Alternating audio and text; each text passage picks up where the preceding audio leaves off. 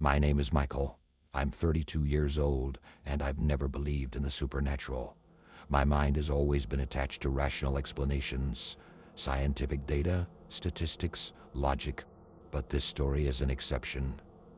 Even years later, I still can't tell it without my voice trembling. It happened in 2018 when I moved into a house on the outskirts of Chicago. Working as an engineer allowed me to work remotely, and the hustle and bustle of the city had begun to tire me out. I wanted peace and solitude. This house seemed perfect. 2 stories, spacious, with a large plot of land. The only thing that bothered me was that it stood far away from other houses. The nearest neighbors were a 5-minute drive away, but at the time that seemed like a plus. How wrong I was. It all started on the first night. I quickly finished unpacking and went to bed around 11. Deep sleep, brought on by exhaustion, lasted only a couple of hours. I woke up to a strange sound. Footsteps. Soft, almost imperceptible, as if someone was walking barefoot on the wooden floor. Sleepy, I strained my hearing. The footsteps stopped. Mice, I mumbled, convincing myself that it was just an old house with rodents. But when the sound came again half an hour later, I couldn't ignore it. It was coming from downstairs, from the first floor. My heart started pounding faster. I got up, grabbed a flashlight, and went downstairs. The first thing I noticed was silence. No footsteps, no creaks. I checked all the rooms, inspected the windows and doors. Everything was in place. Convincing myself that it was just branches tapping against the house or the noise of the ventilation, I went back to bed, but sleep didn't come. The next day, I tried not to dwell on the night's incident. Work, errands, a walk around the neighborhood, all of it helped distract me. But that night, it happened again. The footsteps started around 2 in the morning. This time, they were clearer and more deliberate, as if someone was trying to get my attention on purpose. I sat in bed, paralyzed with fear, listening to every sound. Step, creak of a board, another step. They stopped right at the door to my bedroom. I couldn't breathe. My heart pounded in my ears, and I could even feel the air moving in the room. The door creaked slightly, just a little. Open it, check, I thought, but I couldn't force myself to get up. I sat there until morning, listening to the silence. On the 3rd night, I set up a camera on the staircase to see if I was losing my mind or if this was real. When I reviewed the footage in the morning, I noticed something strange. At 2:03 a.m., the camera captured movement. The staircase, which I had seen as empty, suddenly creaked, as if someone was walking on it, but there was no figure visible. Another detail made me nervous. In the recording, as the steps creaked, there was a barely audible whisper. It was so quiet that I couldn't make out the words, but my heart clenched. I decided not to stay in the house. I went to a hotel and spent 2 nights there, but on the 3rd night, I came back. Returning home, I tried to act like nothing had happened. I turned on music, kept all the lights on, and even talked to myself to avoid feeling lonely. Until nightfall, everything was quiet, but as soon as I lay in bed, the lights started flickering, and then I heard the footsteps again. This time they were loud. They started on the 1st floor, slowly moving down the hallway, then began to climb the stairs. Each step was accompanied by the creak of the board, and the sound seemed to be getting closer. I realized this wasn't rats or wind. It was something real. The footsteps stopped right behind the door. I stared at it, not daring to blink. Then there was a knock, quiet but insistent. "Who's there?" I shouted. There was no response. The next morning, I called the police. They came and inspected the house but found nothing. All doors and windows were locked from the inside. No signs of forced entry. The police suggested installing an alarm system. I took their advice, but the footsteps continued. Every night at the same time. I couldn't sleep anymore. My body trembled from exhaustion, and my brain refused to function. One night, I made a decision. Taking a baseball bat, I opened the door to the hallway. The footsteps stopped. At the end of the hallway, in the shadows, I noticed a faint silhouette. Summoning all my courage, I turned on the flashlight. No one. But when I returned to the bedroom, I felt cold breath behind me. I sold the house a month later and left. Now I live in a noisy city surrounded by people. But even here, sometimes at night, I hear footsteps. My name is David. I'm 34 years old and I work for a large company. I always considered myself a rational person, someone who dismissed mysticism and didn't easily panic. Everything changed one rainy autumn day. From that night on, I've never been able to sleep peacefully, and now when I sit at my computer late at night, I sometimes hear a whisper, as if someone stood behind me, speaking so softly, "Don't open your eyes." The first night, when I moved into this apartment, it seemed cozy and decent enough. An old 5-story brick building in the city center, a bit further away from the busy streets. There was a lot of work, but here, among the flow of people and the hum of the metropolis, I found peace. That is, until that night. It was October. Rain was drumming against the window, the noise louder than usual. I sat at my desk staring at my monitor when I suddenly heard a strange sound. It wasn't a loud click, but more of a whisper, barely perceptible, yet distinctly audible in the silence of my apartment. I lifted my eyes and listened intently. It's just the old pipes, I thought, trying to ignore it. But the sound repeated, now coming from the other side, as if someone was walking down the hallway behind the door. I froze like stone, straining to hear every rustle. Suddenly, the footsteps stopped and a profound silence fell over the room, so thick it felt tangible. I peeked out into the hallway, dark and empty, and the eerie silence enveloped me again. But when I returned to my chair, I hadn't even reached for the mouse when a loud sound exploded behind me like someone had hit the wall with force. I whipped around, trying to make sense of it, but the room was empty. I felt a chill run through me. I immediately closed all the windows, turned off the lights, and tried to calm my breathing, telling myself it was probably just the wind or an old rat. But I felt my whole body tensing, as if someone were watching me. I couldn't sleep until morning. Over time, the sounds grew louder and the nights seemed longer.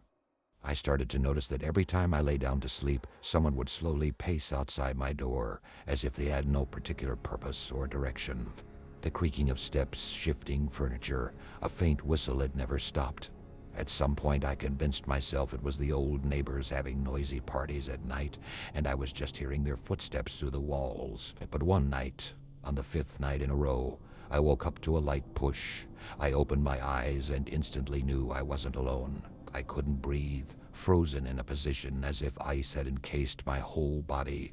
I felt the air in the room compress as though someone was standing right in front of me. My shoulders tensed and my heart pounded in my throat. Suddenly, a deep, raspy whisper came from behind the door. It was unintelligible, but I heard one word. David, my name. Too terrified to move, I pressed myself against the wall, trying not to breathe. I heard the footsteps moving down the hallway again, heading toward the kitchen. It didn't sound normal. Someone was dragging a stool, making dull thuds. I pressed my hands to my ears, trying to block out the noise, but each sound was clear, more vivid than ever before. I suddenly remembered a childhood habit, never opening your eyes when you're afraid something might be behind them. That feeling overwhelmed me.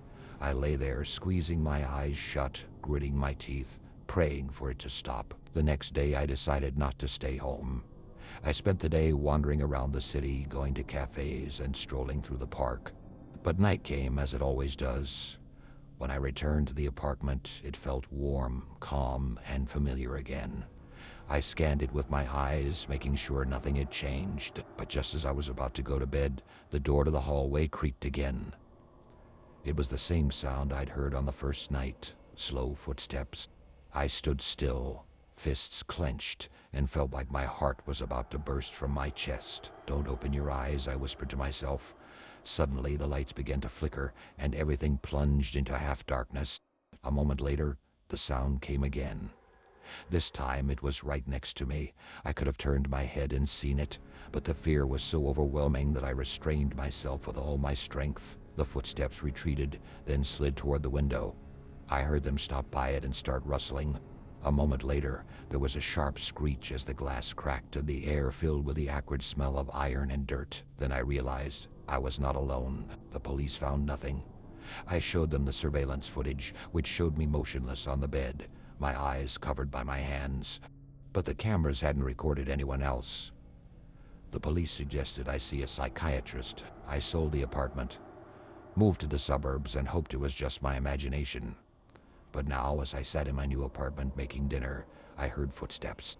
Small, cautious, just like that first night. In the next moment, I felt someone breathing behind me. I turned around, but there was no one there. Now I knew for sure that he was still here, and I needed to find a way to get rid of him, or learn to live with him. I heard his whisper, "Don't open your eyes." My name's Alex, I'm 29, and I've always been the kind of person who prefers rational explanations for everything in life. I worked at a small marketing agency and lived alone in an apartment on the 5th floor of an old building in the city center. The place was built in the 1952, and there was a grocery store on the first floor that I never visited. None of that really mattered. I liked the solitude and the vintage vibe. I always felt safe there until a series of events unraveled. Events I still can't explain. It started with a faint noise, barely noticeable, like someone brushing against the wall outside my apartment. I often heard it at night, especially when I was trying to fall asleep. At first, I thought it was just the neighbors, maybe old furniture or some botched repairs. The sound resembled creaking wood that would suddenly stop the moment I tried to focus on it. I'd close my windows, hoping it would help, but the noise persisted. One night, as I lay in bed listening to the odd sound, I realized I couldn't pinpoint where it was coming from. It seemed to emanate from within the walls. I froze, straining to hear more, and for a brief moment, I thought I caught the muffled sound of footsteps. They were heavy, as if someone were dragging their feet across an old wooden floor. The next day, I came home late after staying at the office.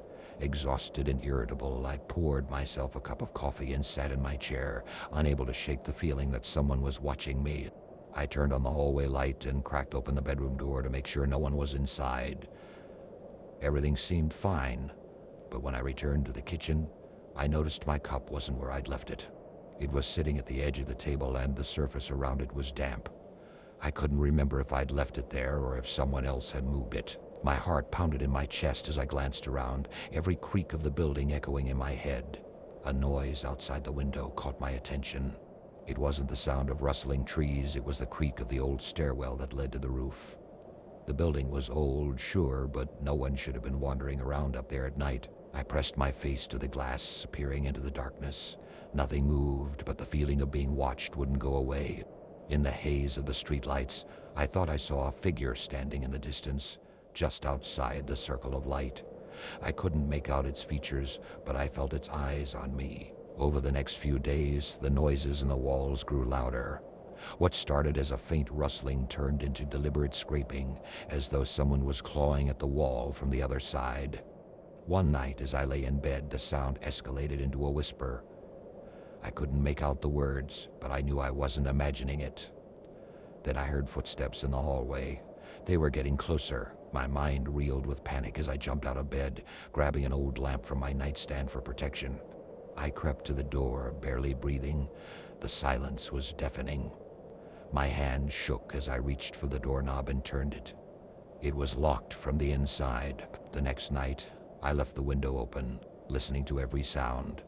In the dead of night, the footsteps returned, slow and deliberate. But now there was more whispers, faint but unmistakable, right outside the door. I froze, staring into the empty room. The walls seemed to bend and stretch, the space around me feeling distorted, endless. I couldn't take it anymore. I called the building management to check if there was a problem with the pipes or the structure. The man who came was middle-aged and looked weary. "Do you have problems with your neighbors?" he asked, glancing around, as if expecting someone to appear behind me. "No, just strange noises. Sometimes footsteps," I said, watching his face for any sign of reassurance. He just nodded, as if he understood exactly what I meant. That evening, he returned with some equipment to check the walls. He stood there listening intently as I hovered nervously behind him. "Do you hear that?" he whispered, barely audible. I strained to listen. The creaking sound was back, but it wasn't just a noise anymore. It was footsteps, clear and growing louder. The man turned to me, his face pale. Before either of us could react, a sharp, piercing creak echoed behind him. A few days later, I packed a bag and left to stay with friends. I couldn't stand being in that apartment anymore, where every noise felt like the prelude to something worse. Even after leaving, I still heard the footsteps, but now when I closed my eyes, I could feel them behind me.